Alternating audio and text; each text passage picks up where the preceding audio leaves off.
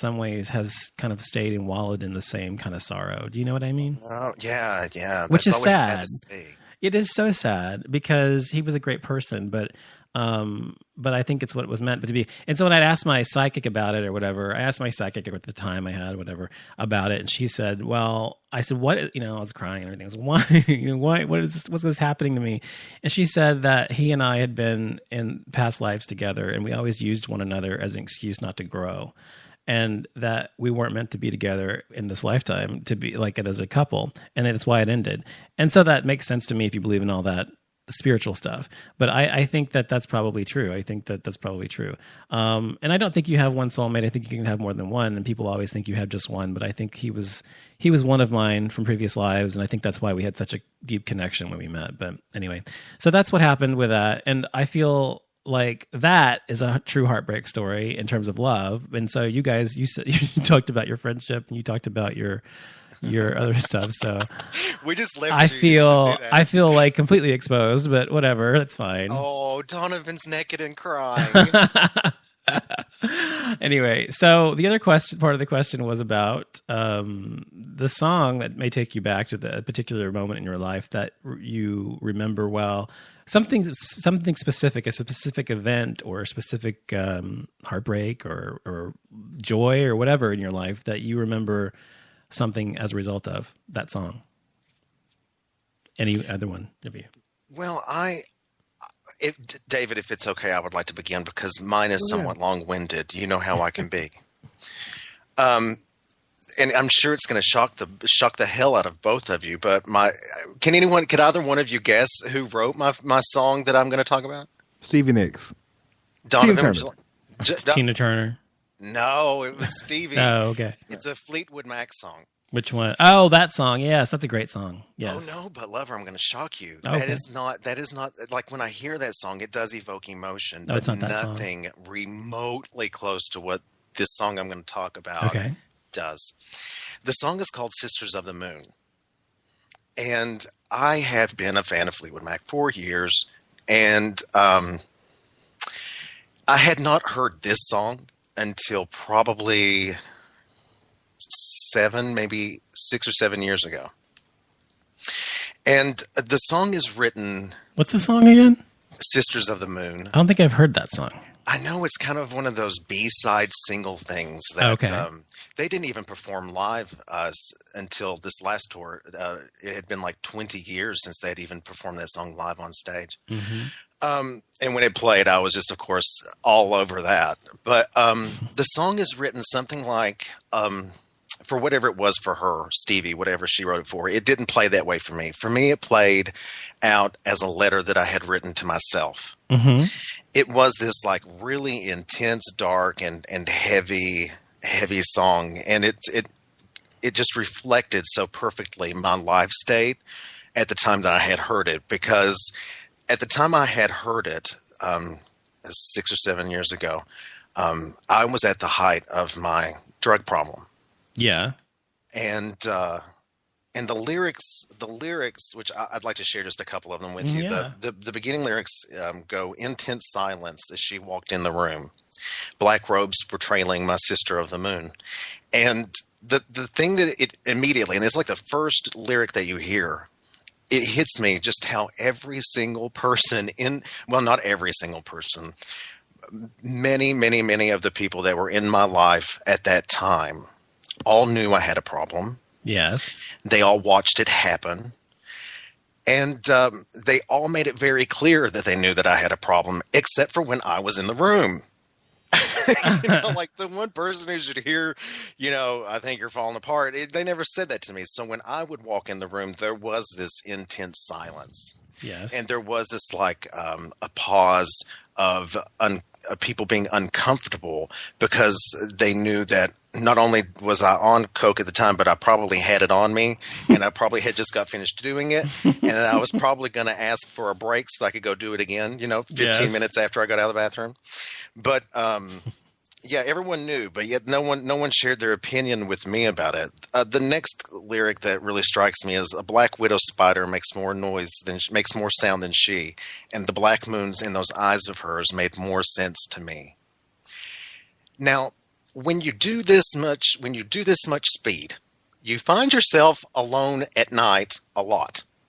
You're the only one awake. It's like 4:45 in the morning, and you're drinking vodka Red Bull, and you're smoking cigarettes, and you're like, you have to when you're up like that, and everyone else is asleep. You have to alter the way you move and the things that you do to be very, very quiet. Mm-hmm.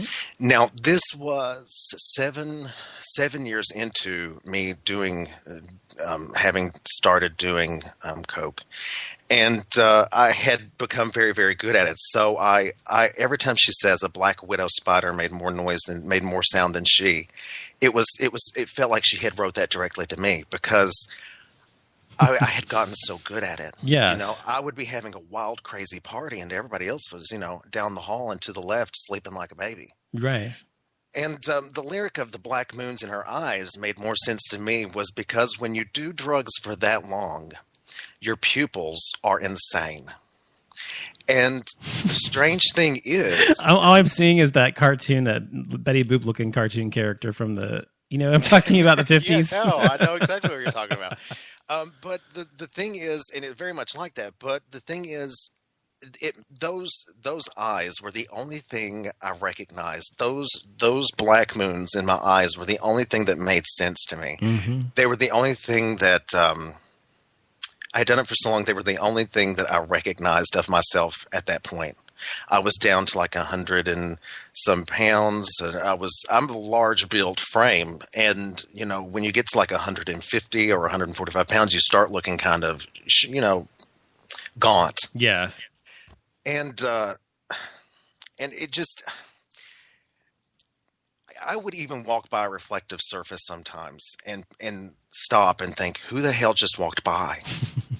But because I had been doing it for so long, I didn't feel like I was actually me, unless those moons in my eyes were their usual insane state. Mm-hmm. And then finally, there's a lyric toward the end of the chorus. It says, "And the people, they love her, but still they're most cruel. And they ask, would you be my sister of the moon?" And so many people at that time, they claimed that they loved me, but they watched me do it. And sure, they said they loved me, but still they did it with me. Well, they had the same issues to some degree anyway. Well, and yeah, to a degree. Yeah. But, they say they love me, but I can only think of two people who ever brought it to my attention. But no one ever looked me in the face and said, you are a mess. You are an alcoholic. No one cared enough. And a cocaine addict. That's what you are. Mm-hmm. No one really said that to me. And sure, they love you, but still they're most cruel. And when the coke comes out, they ask, will you stay up with me tonight and do it? Can I do it with you? Mm-hmm. And they all want to be your sister of the moon, you know, because they all want to play when they all wanted to play back when the drugs would come out, and they would all be like, can we do it tonight? Are we going to do it tonight? And did you go get it? This, that, and the other. But yet, they loved me. Yeah, so that's the song that really and sometimes when I hear that song or that song is played, I have to turn it off. I have to turn it off because immediately I get this trigger. My nose starts to itch. Yes. And I start to get really jittery and weird. And I start to crave. And I start to think oh, I still have the phone number for this hookup and that hookup and, all those other people, which we had code words for, And so in my phone, there was someone named Pharmacist. And in my phone, there was someone named Avon. Because that was the things, you're like, I wonder if he still sells Avon. And even a girlfriend of mine, we used to call it we would say, are you going to go to Wendy's and get me a Frosty? Oh, really? Oh, yeah. So that was one of the big things was that, we're going to have Frosties tonight. Well, we'd be at work and I would say something like, you going to go to Wendy's? No, I thought you were going to go. Okay, I'll go. And I'll go get some Frosties. I'll bring them back. We'll finish our work and then we'll just go get, crazy, insane, Robert Downey Jr. crazy. We're just going to rip it. So, sometimes when the song is played, I absolutely have to stop. So you developed a sense memory to it. Oh, yeah. And it's one of those things that even during rehab, they make very clear to you that anything at all can trigger it. And that song's a huge trigger for me. It almost, and even though those were really terrible times, guys, like that song, the minute I hear it, it makes me long for that character that I was, right? That person I was at that time. So it's that song that affects me. Well, I think most. you need to keep it buried. Don't listen to it. Oh, and I used to say to people would say, Kenny, are we going to go get, even now, are we going to, get crazy and stuff? I'm like, no. I had to eat him. He had to die. That guy had to die. I ate him. It's over, and I was in this like Kirstie Alley downward spiral of obesity and regret. Well, I mean, I'm glad that you at least identify that song has issues with you. Yeah, I know. So what about yours, guys? Tell me about yours. David? Well, I see this kind of stumped me with the whole heartbreak thing because I didn't really think I really experienced it. But song wise, I have a few, not a whole bunch. And I'll try to be quick. But the one that's probably the most prominent, if I hear it, and you don't hear it that much because Aaliyah is dead. You guys know who Aaliyah is, correct? Oh, Queen of the Damned, absolutely. Yeah, so she was a singer and all that kind of stuff. There's a song off one of her albums called If Your Girl Only Knew. And every time I hear this song, I'm like, ugh. And not that it brings up bad memories. It is because I was a trip back in the day. I was a trip. I dated a married man for a very long time. Scandal. And during that time, when I was dating him, that song was very popular. And so every time I heard this, and so that was when I'd get mad at him, that song was what I would play in my car. If your girl only knew that you was what you was doing with me, what would she do? Of course, I found out a few years later when she did find out and threatened to cut me up in little pieces and set my body sailing down the Ohio River. What? But oh yes, child, she was crazy. She's gonna punch that kitty. And she was gonna punch that kitty, honey. But no, so that song is probably one of the most songs that kind of brings up like relationship issues for me, and that's probably the most prominent one. And then I guess the other one would be, and you guys probably have never heard this song, and like Ken said about his, it's a B-side to a Janet when we still had 45. It's the B-side to either Nasty or What Have You Done For Me Lately of Janet Jackson. It's called He Doesn't even know I'm alive. And y'all probably have never heard that. Yeah, I've heard it many times. Yeah. Have you heard it? For real? Of course. Oh my God. Whatever. Yes, of course. Well, it's on the Control album. I know. Hello. I have the album. Hello. Of course I've heard it. And so there's a person. This is when I was in high school. There's a person that, of course, I knew I was gay. I didn't want the world to know, but I knew I was gay. And I wanted this person's attention.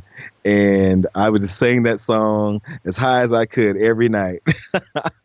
Because, of course, when I play it now, I think it's funny. It's that little, I had a schoolgirl crush, so to speak. And then the other one is Get Lonely. And that's when I broke up with my very, very first boyfriend. It was between my first boyfriend and then the married guy.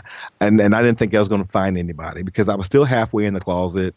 And I'm like, I'm never going to find anybody. And then Get Lonely was my song. So I don't have any profound memories attached to songs. I think, right now with my friendship breakup, it would be Just Fine because he would always listen to that song and I think about it a lot. That's about it.